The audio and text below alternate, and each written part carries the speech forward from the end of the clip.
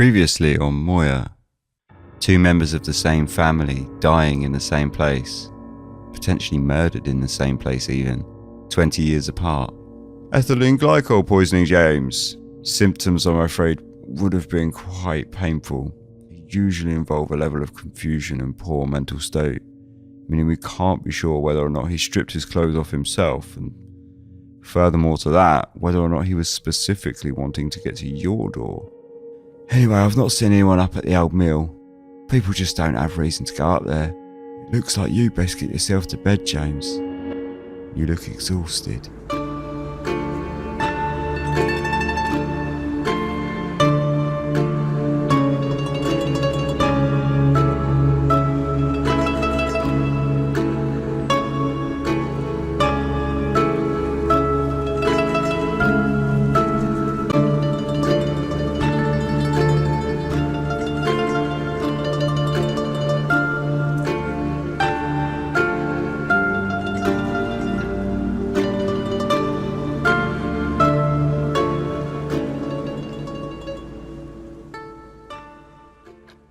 The relentless ticking was driving the day forwards, leaving me behind, cocooned in a polyester shell.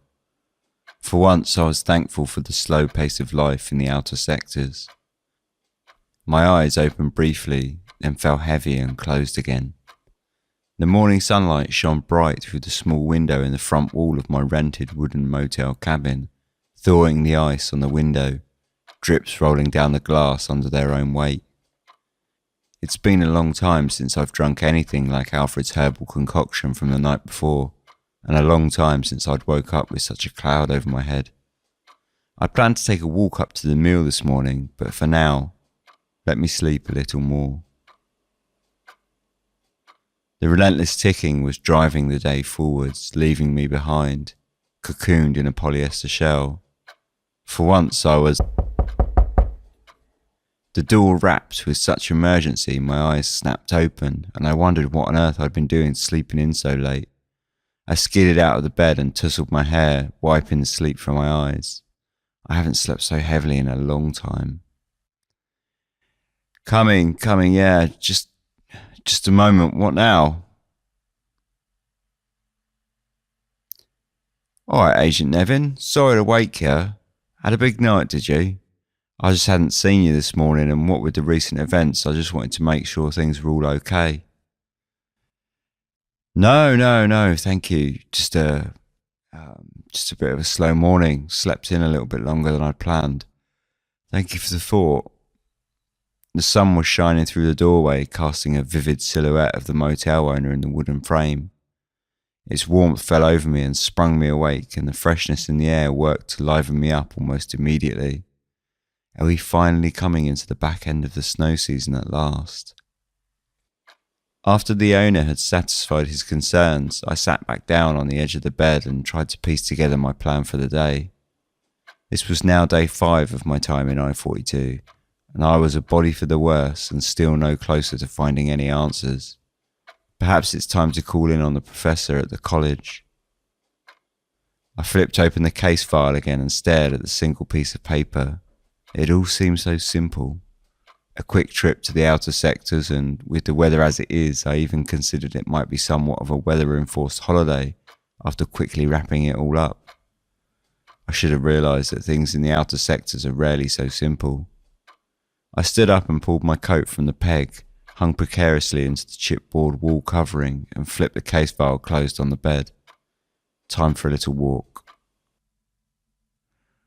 Walking up the dirt path to the mill had turned into a precarious affair as the sun melted the snow. Slimy ice and mud slid underfoot, making it slow going and hard on the thighs. But even so, it was difficult to grumble as the sun shone down onto my face and the cool breeze whipped through the bare tree branches. When I reached the area that Alfred had taken me to see the crime scene in days previous, I crouched down and took a break. It occurred to me that it might be worth looking around to see if any clues might uncover as the thaw kicked in.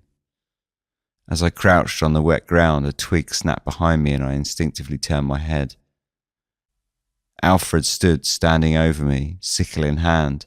I fell backwards into the muddy hillside, my hands slipping in an attempt to hold my weight and allow me to regain composure. Alfred, what the bloody hell are you sneaking about like that for? I looked down at the sickle in his hand and back up to the old man and let out a small laugh. You should have seen your face, James. Concentrating on something, were you? Sorry about that. I didn't mean to sneak up. I just didn't want to disturb you if you were on a good line of thought. Feeling better this morning, are you? What on earth do you have that sickle out for? I asked, still smiling at my sharp surprise and shock in seeing another person up there on the quiet path. I've been up at the mill foraging as usual. It's a lovely morning for it. He held up his beaten wicker basket filled with various grasses.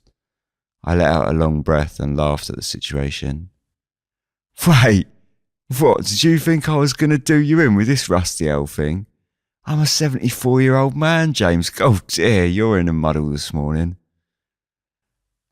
Yes, I slept a little heavier than usual after the drink with you last night, and yes, I'm feeling much better this morning, thank you. Here. I held my arm out to him, and when he took it, I pulled myself back to my feet. Alfred might have joked about being a 74-year-old man, but he was the healthiest pensioner that I'd ever met. No doubt he'd attribute that to his magical grasses. Careful on your way down, Alfred, it's getting quite slippy, what with the thawing. I looked up at the sky. This feels like it's been a long time coming. Well, make the most of it.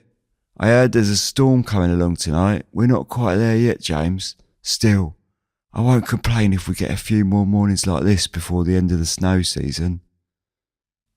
Alfred turned his back and started down the hill, totally at home on the slippery path. He deftly walked in a weaving descent, and I wondered how many times he'd walked the exact same path, day in, day out, over the long life he'd led out here. I wiped my hands on my coat. It was already covered from falling over, so there was no sense in being precious about it now. I'll look about for a dry cleaners later whilst I'm visiting the college. I started back up the hill towards the mill, which by now was peeping just over the brow at the top of the path. The blue sky casting a fine silhouette of the building, concealing its true state of disrepair. Once at the top, the path evened out, and after passing through a small wooden gate, the trees opened up to a wide opening. The old mill sitting alone in the ring of trees. The mill itself was formed of two parts, conjoined by a narrow corridor. In the front sat a tall wooden structure, flanked on both sides by rusted steel circular silos that sprung out from the ground, and sat as tall as the mill itself. Attached by the narrow corridor, a large square stone building sat 1 story high, its red tiled roof dotted with holes, the only exposure the inside gained from the elements, as all the windows had been long since boarded up with heavy wooden slabs. Large rusted square nails bent out at various angles at the ends of each. Just as Alfred had said, from out here in the steel clearing, the old building showed no evidence that anyone aside from the old man had been up here for a long time. The large front doors of the mill were heavy, wooden old things, but despite the rust all around, the hinges were smooth enough and the door swung slowly out so that I could pass inside with little effort. The walls were painted white, but the paint had flaked and eroded, leaving large patches of rotten wood to fend for themselves. The ministry had, in the past, been relatively quick to dismantle old structures like this, with sectors repurposing building materials in most cases. Standing out here on the edges of I-42, everything seemed to have been forgotten, left behind by the quick modernisation that began just after the mill closed down. The last 20 years juxtaposed sharply with the black decade before. A bird flapped its wings in the rafters somewhere high above my head, and the sound swirled around the circular building. Dust fell in the air. In the far end of the room was a small wooden door that led through to the narrow corridor attaching the rear of the building. I pulled it open and started down the dark, claustrophobic brick pathway and reached the connecting door. My arm jolted in its socket as I tugged at the handle, fully expecting it to slide open with the ease of the past two. Instead, there was a loud metallic clunk as the door stood firm in its frame. I looked down at the handle and saw that, Just above there was a large 4-inch square padlock sealing the door shut. More curiously was the state the padlock was in. It was new. It shared none of the rust that had bitten at the rest of the building, and in the dim light of the thin tunnel-like corridor, its polished surface glittered softly as it settled back against the dark wood. I walked back out into the light of the main circular building and yanked a long iron rod from the side of a rotten wooden structure that looked like it was, at one time, a storage vat of some kind. The lock itself may have seemed sturdy, but the door it was screwed onto was anything but, and once I'd jammed the rod down behind the steel backing of the padlock and I'd thrown my full weight down upon it a few times, pulling at the end of the rod, the wood splintered and cracked open with a loud crunch. The lock hit the floor with a heavy, dull thud, and the door swung on its hinges, slowly opening up to the room behind. When I stepped out, I was greeted by a sight I would have never imagined. The room was large and square with a low roof. Beams of sunlight shone through the broken tiles at random intervals, lighting the swirling dust that whipped up from the concrete floor as the breeze from outside circled in from above. The far wall was painted with a crude cross, and in the centre, a large bird, wings extended. It was the same symbol I'd seen tattooed on Mark Breyer's upper lip, only at this scale it was much clearer. The mural took up almost the entire rear wall, and below, in the same deep blackened paint, were the words, "In silence, speak to me." Each letter was around a foot tall. In front of the rear wall stood a makeshift table that bore the resemblance of some kind of altar. 2 broken pieces of slate, repurposed from the roof above, sat on either side and were filled with grey ash. The altar itself was a stainless steel work surface, screwed into the ground and looked again to have been repurposed from something that had already been here. It was draped with a dark cloth and sat in the centre a large brass bowl. The ground surrounding the altar crunched under my feet, and I noticed it had been dusted with a sand that looked very much like regular building sand, but symbols had been drawn, evenly and neatly spaced in a circular pattern all around the peculiar exhibition. The whole scene was macabre looking in the extreme, and with the only light entering in from the broken tiles in the roof, it was positively disturbing. I grabbed the iron bar and again made short work of the rotten wooden slats that covered one of the windows, the wood shattering with brittle snaps around the large rusted nails that pinned them into the sill. As the sun shone bright into the room, the air shifted, though it still remained as disturbing an image as it had in the dark. I prodded at the pile of ash in one of the tiles, which crumbled and collapsed. It was dry. Much of the ash had turned into a dark grey lump, moistened and set from exposure to the damp air, but this ash was fresh. People had been here very recently. Aside from the bizarre centrepiece, the room stood quiet and empty. It was time to pay Sergeant Ashbridge a visit and prepare him to have his naive view of the people in the outer sectors utterly shattered. I called in on the sergeant on the way over to the college, who was predictably nowhere to be found. After some standing around, I decided to leave a note with the station front desk asking him to meet me in the college, and crossed over the wide street to the old red brick building.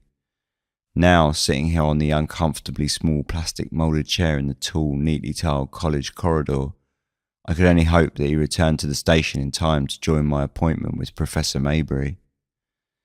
The initial meeting with the professor had been rather unsuccessful, and I sensed a local touch would go a long way. On top of that, there was a lot to fill Ashbridge in on. As I stared out of the large, single-glazed old windows, nestled in their steel frames under years of paintwork, I couldn't shake the image of the altar in the old mill. Although I had suspected the involvement of some kind of religious sect, I absolutely had not expected anything on the sort of theme I had seen in that dusty old building. Maybe walked past my chair and unlocked his office door, casting a small look in my direction and muttering to me, come on then, in you go. I want to be home before this storm comes along later, if you please." Great, I thought to myself, and still no Ashbridge. I filled the doctor in on the tattoo I had found on Mark Bryer's lip and my suspicion of religious involvement, though for now at least I thought it might be best to keep the discovery of the altar to myself. At least I wanted to go over the thing with Ashbridge first. And so you thought you'd come to me, since I spent a long time preaching in the sector? Thought I might be aware of the little group, did you? As you're no doubt aware, I denounced my old life a long time ago and hold no love nor infatuation with any of it anymore. My life is given to education now, and that is a much more simple path. No, I'm quite satisfied away from all that, thank you. I don't doubt that for a moment, Professor, and let me reassure you that you're under no suspicion from me. I simply wanted to pick your brain. I tried to reassure the old man, but he merely stared back at me, barely concealing his annoyance at my presence in his office. He was old and sat with a slight hunch. His white hair was clipped short and neat, and his outfit, a thick woolen jumper and black straight trousers, stamped home his profession as a professor, if nothing else. What do you teach here, Professor? Philosophy, theology, a little of history. I teach, Agent, precisely what I'm told to teach. Realising that being pleasant was going to get me nowhere, I decided to dive head in. So you would, if it existed, be aware, do you think, of such an organisation? Or indeed had existed at some point in Moya's past? I mean not from involvement, of course, or even details of such a group, simply that if the symbol was religious, you would be aware of its meaning. Yes, I would have thought so, Agent, and no, I do not know anything about such symbols. It sounds like something to do with the occult to me, and they do have a tendency to splinter in some ways. But having said that, Moya has never had a history with the occult, not even before the revolution. So you think this whole line of thinking might be some way off the mark then? I think, Agent, that you might be so far from the mark, you're looking for answers that are simply not there. That I'd probably just had a tattoo with some friends. Naturally this would break rules, but since when has that fact stopped the young? He cast a sideways glance at me as he bent down to flick through a drawer in his desk. To think that a group like that might exist in I-42, I just can't see it, I'm afraid.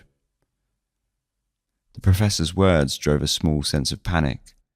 I'd hung an awful lot on this theory since finding the tattoo, and finding the altar this morning, it all but confirmed it to me. The fact that Professor Maybury disagreed meant that either he wasn't as clued in as he liked to imagine in his old age, or that he himself was involved. The problem was twofold. He was in precisely the situation to know exactly about such a group, and yet I could not imagine the old man being involved, and that carried a very ominous feeling indeed. The altar had cast a dark shadow over the citizens of I-42 in my eyes, and perhaps this meeting was poorly timed on my part. The conversation ran in circles for another few minutes before being cut short. If that is all you would ask from me, Agent, I'd like to get home if I may. This weather does not look attractive, and I have rather a drive ahead of me. I'm not so fortunate as to live on this side of the district, I'm afraid. Again, his resentment shone through. It's no problem, Professor. I too have a bit of a drive. You might be right to call it a day, and then we can both get back safely. I slid the chair out from below the desk. Thanks for your time. Each of us all, Professor. I banged on the front door of the small station. By now the sky had turned a thick black as the sun was falling below the horizon, and the storm clouds begun to roll in. The office stood lifeless and silent. A streetlight flickered on behind me, its dim orange glow casting its light across the door. Perhaps I'll get lucky and he'll have got my note and decided to wait over at the motel for me. I opened the car door and jumped inside as the snow began falling. The wipers switched on as large white flakes hit the glass and smeared across the screen. Come on then, let's go. I hammered my fingers into the ignition button on the shaft of the wheel. My frustrations were getting the better of me. I sunk back into the cold leather seat as the engine sprung to life and the wheels of the car spanned slightly before gripping the road below. As I feared, it was perhaps asking a little too much to expect Ashbridge to have been waiting at the motel. The car pulled up outside my room in a desolate car park. Out front there was nothing but the light of the neon sign blinking softly as the wind cut through the spaces around the fluorescent tubes, whistling loudly. I opened the front door, clicked on the light switch and slumped down onto the bed. Another long and, let's face it, strange day. I threw my coat onto the chair in the corner of the room and then turned to stare at the empty bed. The empty bed. Didn't I leave the case file here this morning?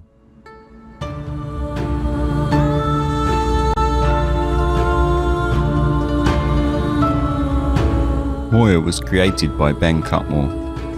Intro and outro music is used under Creative Commons Attribution License and is called Russian Winter by Tim from tabletopaudio.com. You can help support the show by heading over to patreon.com/Moya podcast. And as thanks, you gain access to a private Discord server, as well as early access to episodes and all that other good stuff. Thanks for listening.